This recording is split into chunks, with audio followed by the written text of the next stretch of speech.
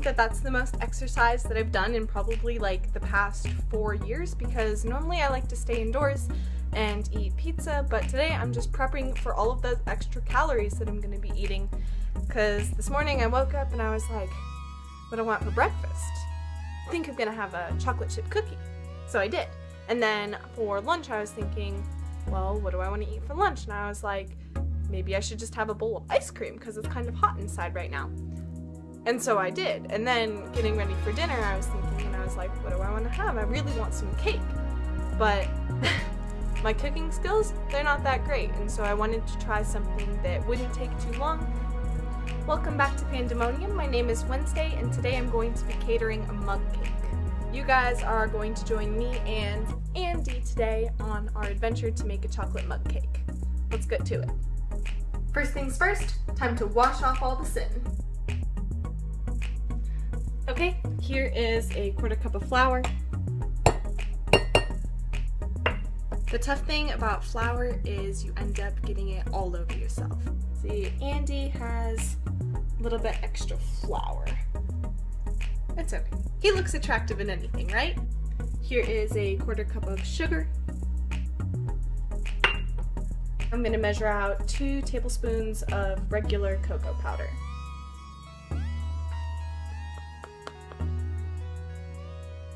Close enough. It's 1. And you know what? The good thing about baking is it's definitely more about guidelines. That's 2. Good. Now I'm just gonna pour the cocoa powder in. Perfect. I think I've so far hit the hardest part of the recipe because it says I need 1/8 of a teaspoon of baking soda and 1/8 of a teaspoon of salt. Like, that's so little.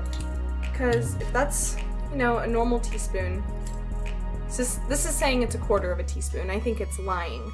But I need to get half of that of a couple of different things. And hopefully it doesn't mess up the recipe because I don't think I'm going to be able to do that.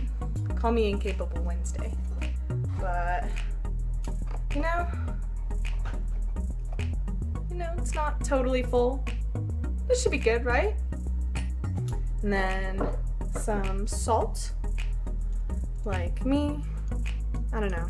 I call myself salty a whole lot. I don't think I'm as salty as some people though. Like Salt Bae. Pardon my dead meme usage. There's the salt. Not fancy. I can't do that. Now I'm being told to mix it up.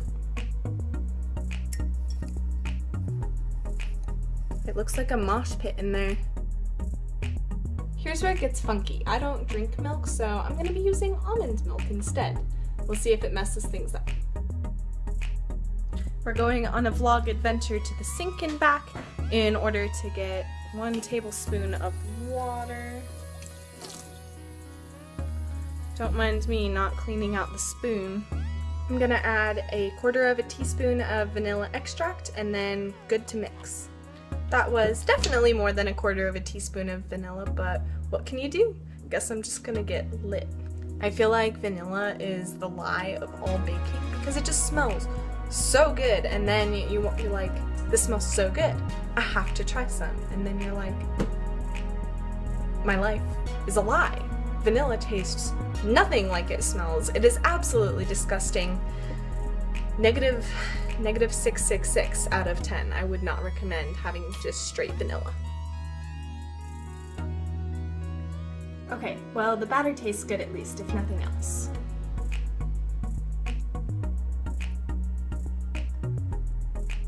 Here we go. I'm gonna put this beautiful mug cake right here. The batter tastes like brownies. I'm gonna put it in our microwave.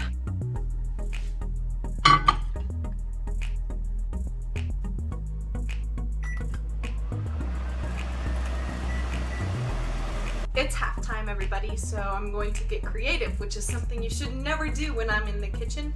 We're gonna do it anyway. I'm having some chocolate chips, and I'm gonna put them on top. It's coming along well, I'd say. At least it's risen a bit. Now it has some extra chocolate on top. Put it back in, and we'll see what happens.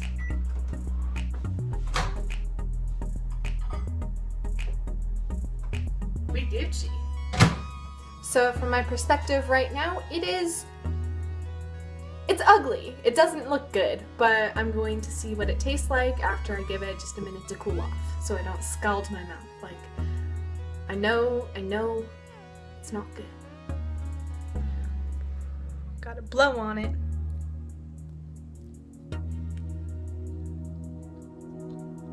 Everyone, brace yourself for a My Chemical Romance reference.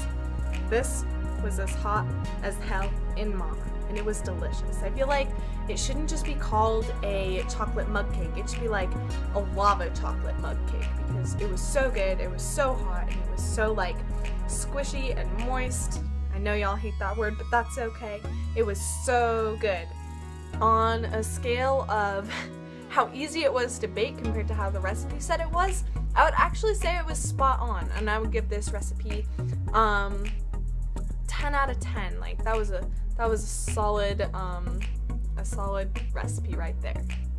Thanks to anyone who took the time to watch today, and comment a recipe that you guys would like me to try next. Until next time.